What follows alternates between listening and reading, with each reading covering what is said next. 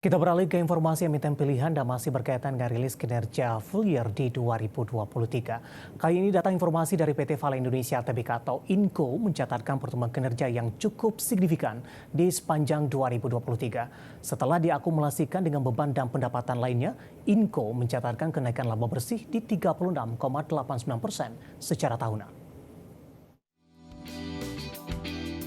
Berdasarkan laporan keuangan perseroan PT Vale Indonesia Tbk atau INCO, berhasil mencatatkan laba bersih 274,33 juta dolar Amerika Serikat.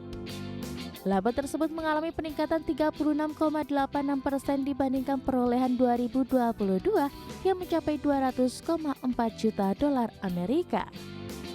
Kenaikan laba bersih tak lepas dari kenaikan pendapatan menjadi 1,23 miliar dolar Amerika, naik 4,48% dibandingkan capaian 2022 di 1,17 miliar dolar Amerika.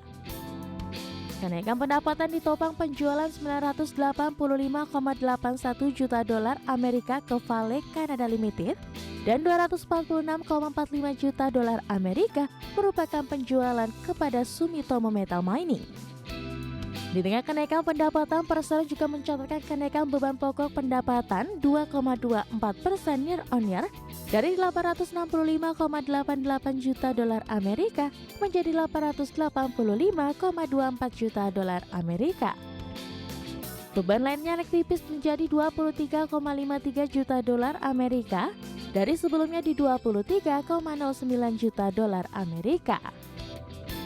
Di sisi lain, INCO memiliki total aset senilai 2,92 miliar dolar Amerika atau meningkat 10,08% year on year di 2023. Seiring hal tersebut, total liabilitas perseroan naik 19,16% year on year menjadi 361,46 juta dolar Amerika dan ekuitas mencapai 2,56 juta dolar Amerika atau tumbuh 8,91% year on year.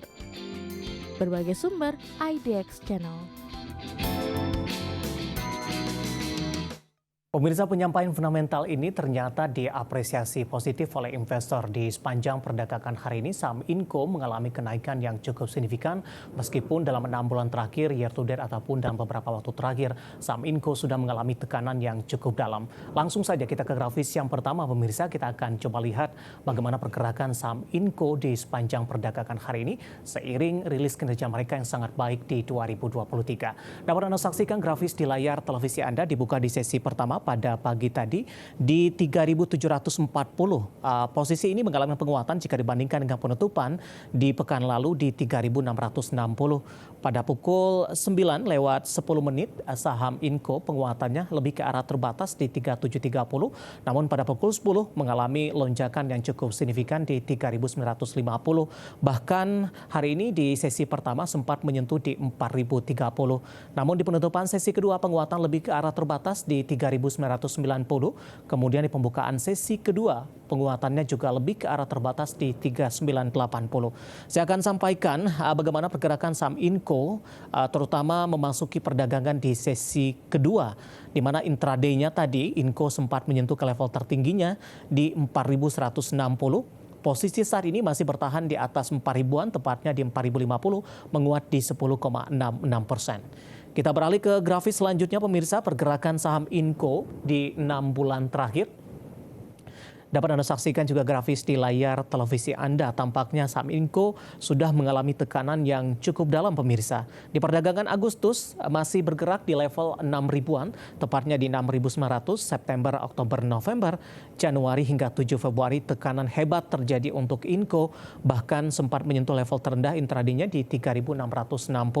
Namun di perdagangan hari ini, di awal pekan pasca libur panjang, saham INCO mengalami kenaikan yang cukup signifikan di 10,11% dan sudah diperdagangkan di atas level 4.000-an kembali. Nah, bagaimana dari sisi valuasi? Apakah masih menarik atau tidak dengan beberapa indikator yang ada, pemirsa?